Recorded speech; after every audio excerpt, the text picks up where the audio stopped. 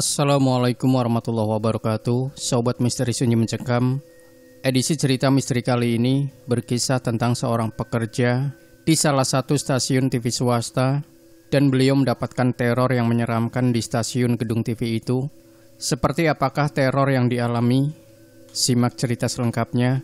Sebuah kisah nyata misteri yang berjudul Gedung Angker Stasiun TV. Pengalaman saya ini terjadi di penghujung era Orde Baru menuju awal era reformasi. Saat itu, berbagai stasiun berita TV Indonesia yang ada di Jakarta sedang sibuk-sibuknya meliput dan memberitakan rangkaian unjuk rasa akbar para mahasiswa yang menduduki gedung DPR RI.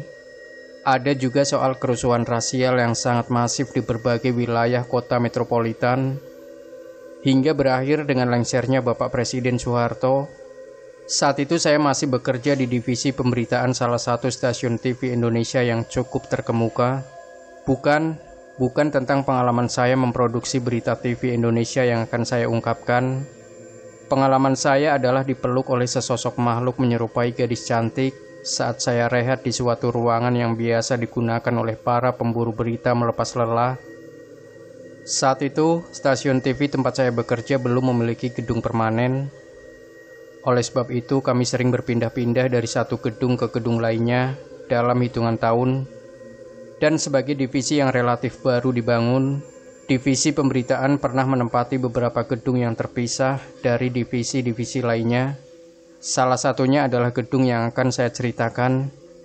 Gedung tersebut terdiri dari beberapa lantai. Divisi kami mengisi 2 lantai paling atas yang selalu beroperasi sepanjang hari. Saat siang hari, gedung ini cukup ramai dengan kesibukan kerja. Selain stasiun TV kami, ada beberapa perusahaan lainnya yang menyewa tempat ini. Nah, saat malam hari, hanya divisi kami yang bekerja hingga pagi. Itu saja tidak seluruh karyawan divisi pemberitaan masuk, melainkan hanya 1/10 dari seluruh kekuatan divisi. Jika saat itu melewati gedung ini di malam hari, akan Anda melihat hanya 2 lantai teratas yang lampunya selalu menyala. Sementara itu, lantai-lantai lain di bawahnya gelap gulita. Jumlah karyawan stasiun TV yang bekerja di malam hari mungkin hanya sekitar 20 orang. Terdiri dari beberapa produser, beberapa editor visual, beberapa penata desain grafis, petugas perpustakaan, beberapa juru kamera studio, sepasukan petugas master control yang jumlahnya sekitar 6 orang, serta sekitar 2 tim pemburu berita malam, reporter dan juru kamera yang bergantian datang dan pergi. Jumlah 20 orang mungkin cukup banyak jika menempati gedung yang tidak terlalu besar. Tetapi 20 orang di 2 lantai yang sangat luas, yang di siang hari biasa dipenuhi sekitar 200 karyawan, tentunya akan terasa senyap saat malam hari. Lantai-lantai lainnya yang sepi dan gelap menambah suasana semakin sunyi. Kami yang sekitar 20 orang itu juga bekerja di ruangan-ruangan terpisah. Saya sering mendengar cerita dari beberapa teman yang katanya pernah bertemu sesosok perempuan berambut panjang. Kesaksian mereka berbeda-beda. Ada yang mengaku melihatnya di lobi utama. Ada juga yang melihatnya di tempat parkir Rubana atau basement, di dalam studio siaran stasiun TV, ruang perpustakaan, toilet, dan tangga darurat. Berbeda-beda pula kesaksian tentang baju yang dikenakan perempuan tersebut. Ada yang bilang sosok perempuan itu mengenakan gaun panjang berwarna putih. Ada juga yang mengatakan bajunya berwarna merah. Bahkan ada yang menyebutkan berwarna hijau. Hanya satu hal yang seragam, para saksi sama-sama mengatakan bahwa rambut perempuan tersebut terurai panjang dan lebat, berdiri terpaku di salah satu sudut ruangan dengan seringai tipis menghiasi bibirnya. Kesaksian yang beragam itu menimbulkan sedikit tanya, apakah sosok perempuan gaib tersebut jumlahnya lebih dari 1 dan menghuni banyak ruangan, atau sebenarnya hanya 1 tapi selalu berganti pakaian dan berpindah dari satu ruangan ke ruangan lainnya.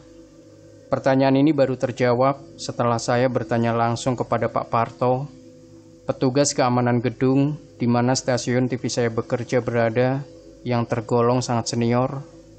Saya tidak sempat bertanya sudah berapa lama Pak Parto bekerja sebagai satpam di gedung stasiun TV ini, tetapi dari gerak-geriknya yang sangat cekatan, terlihat jelas bahwa laki-laki setengah baya asal Jawa Tengah itu tampak sangat mengenal relung demi relung seluruh gedung. Tandanya dia sudah cukup lama bekerja sebagai satpam di sini. Pengalaman ini membuatnya dipercaya sebagai satu-satunya satpam yang bertugas menjaga gedung setiap malam.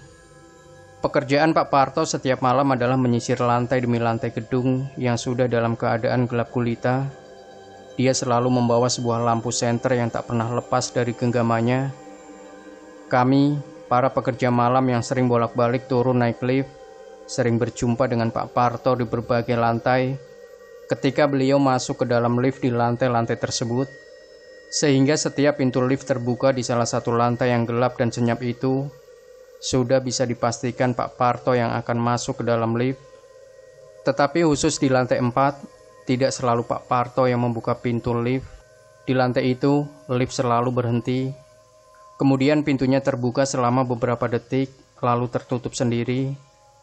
Seakan ada orang yang masuk ke dalam lift, padahal tidak ada orang di sana. Bisa dibayangkan betapa mencekamnya suasana seperti itu bila hanya Anda sendiri yang berada di dalam lift. Karena begitu pintu terbuka, pemandangan di luar lift benar-benar gelap gulita. Anehnya, kondisi tersebut hanya terjadi di malam hari. Di siang hari, lift beroperasi seperti biasa. Ketika hal tersebut saya tanyakan kepada Pak Parto, satpam senior itu menjawab singkat, "Saya sendiri nggak ngerti," katanya sambil tersenyum. Namun, tentang sosok perempuan aneh yang sering dilihat teman-teman stasiun TV, Pak Parto membenarkan, benar bahwa ada sesosok makhluk gaib menyerupai perempuan berambut panjang. Dia sering berjalan-jalan dari satu lantai ke lantai lainnya. Dia penghuni lama, kata Pak Parto. Orangnya baik kok, nggak bakal ganggu. Cuman mau kenalan.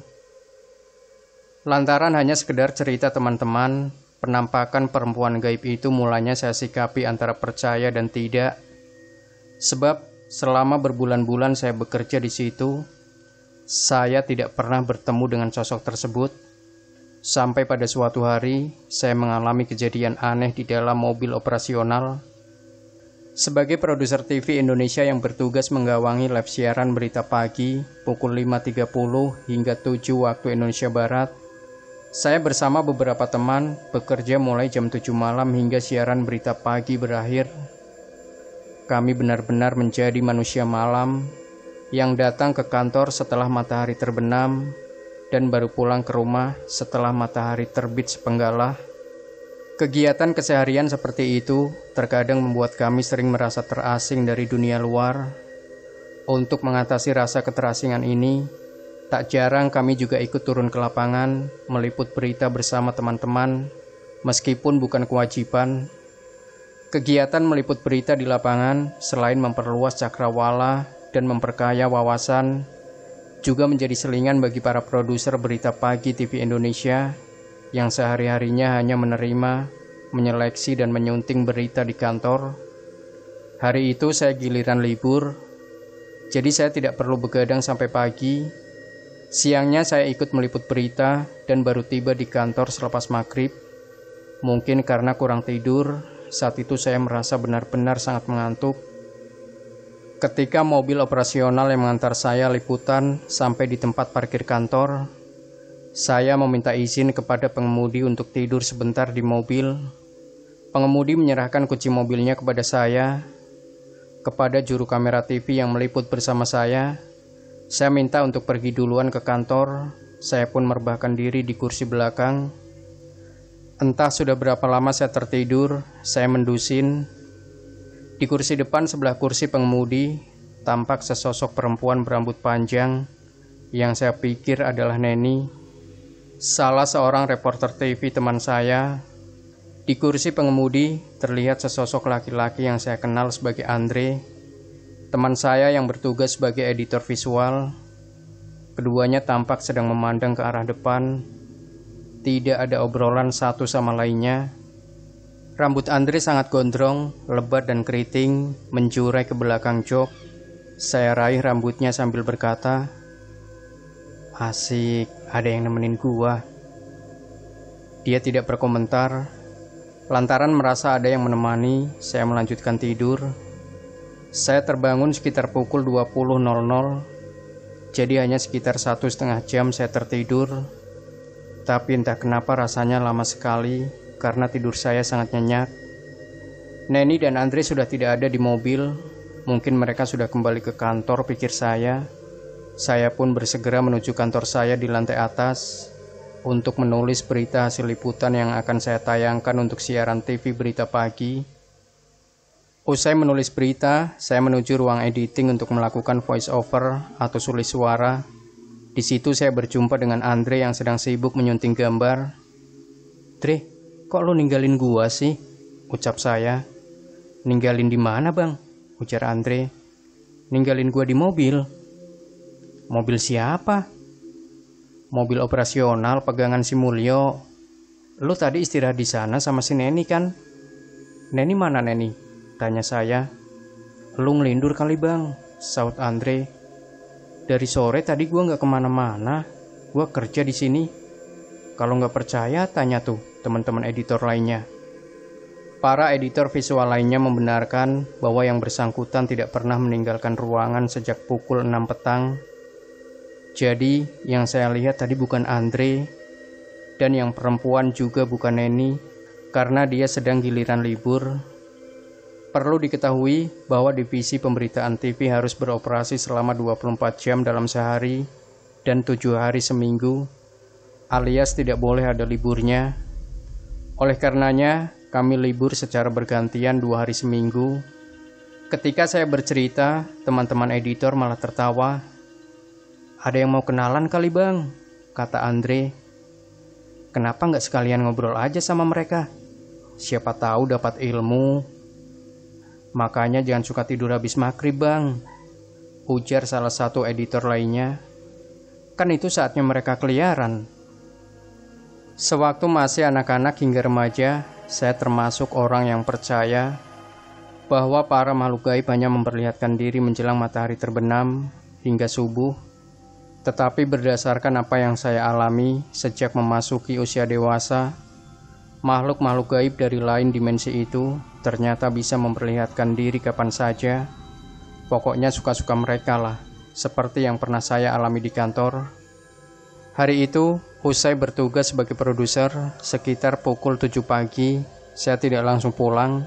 Saya sarapan dulu di warung makan di belakang kantor. Rencananya baru akan pulang setelah sarapan. Namun rencana itu urung saya lakukan karena akhirnya saya mengobrol dengan teman-teman reporter dan kamera person, baik laki-laki maupun perempuan. Satu persatu mereka berdatangan ke warung untuk sarapan sebelum berangkat ke lapangan. Tidak terasa pagi kian merambat menjelang siang. Sekitar pukul 9, saya mulai diserang kantuk yang luar biasa. Kalau saya paksakan pulang, pasti saya tertidur di tengah jalan. Padahal saya harus menyetir sendiri.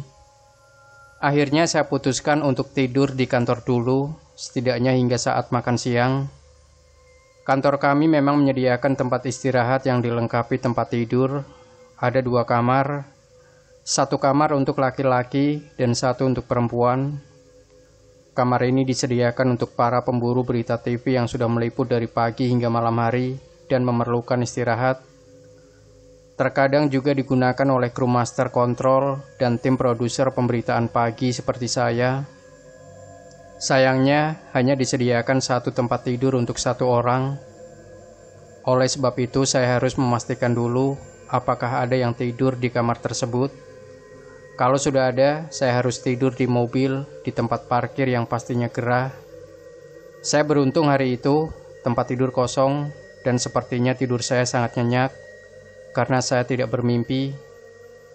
Saya terbangun dalam kondisi segar dengan posisi tubuh seperti saat mengawali tidur, yakni miring ke kanan. Tapi ada yang aneh, saya merasa ada tubuh halus mendekap tubuh saya dengan tangan melingkar memeluk pinggang. Yang muncul dalam bayangan saya adalah seorang reporter TV dan presenter cantik yang diam-diam mengagumi saya.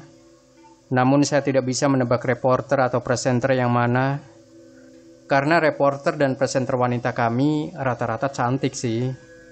Saya pegang tangannya, tangan gadis, halus, jari-jarinya ramping dengan kutek merah di setiap kukunya. Perlahan saya menoleh ke belakang. Gadis itu mengenakan gaun panjang pesta berwarna hijau, tapi wajahnya tidak terlihat jelas karena tertutupi sebagian rambutnya yang panjang. Saya mulai sadar, para reporter TV dan presenter wanita tidak pernah ada yang datang ke kantor mengenakan gaun pesta di hari kerja. Mereka biasa datang ke kantor dengan baju kerja. Bahkan ketika menyampaikan berita di studio, meskipun disediakan wardrobe khusus untuk para presenter, wardrobe tersebut juga tetap bernuansa formal. Lalu siapa yang sedang memeluk saya ini? Sedikit pun saya tidak berpikir bahwa gadis yang memeluk saya itu adalah makhluk dari dimensi lain. Ya, karena hari masih siang dan kondisi di luar kamar cukup ramai dengan teman-teman yang sedang bekerja, saya lalu mencoba membangunkan gadis itu. Gadis itu bangun lalu melayang di udara. Dia mengitari ruangan dengan suara berdesir dan keluar menembus jendela yang tertutup rapat. Sebelum menembus jendela, dia sempat melirik ke arah saya sambil tersenyum. Saat itulah saya baru teringat pada cerita tentang penampakan perempuan berambut panjang. Terkadang dia mengenakan gaun berwarna merah, putih, dan hijau di berbagai bagian kantor TV kami. Rupanya dia senang mendatangi karyawan yang sedang sendirian, tidak peduli pagi, siang, atau malam. Saat itu baru pukul 10 pagi, jadi hanya sekitar 1 jam saya tidur di ruang istirahat. Apakah selama itu pula perempuan berambut panjang itu memeluk saya? Stasiun TV Indonesia tempat saya pernah bekerja sudah sejak 2006 memiliki gedung permanen. Gedungnya megah dan mewah, berdiri di salah satu pusat keramaian Jakarta. Sementara itu, gedung yang saya ceritakan ini masih beroperasi. Masih ada perusahaan yang menyewa karena letaknya strategis. Saya hampir selalu melewati gedung ini setiap berangkat dari Tangerang menuju Jakarta dan sebaliknya. Sama seperti sewaktu saya bekerja di gedung ini dulu, suasana di siang hari tampak ramai penghuni. Hal ini terlihat dari banyaknya mobil yang terparkir di halamannya. Tetapi di malam hari, bekas gedung kantor stasiun TV Indonesia itu gelap gulita.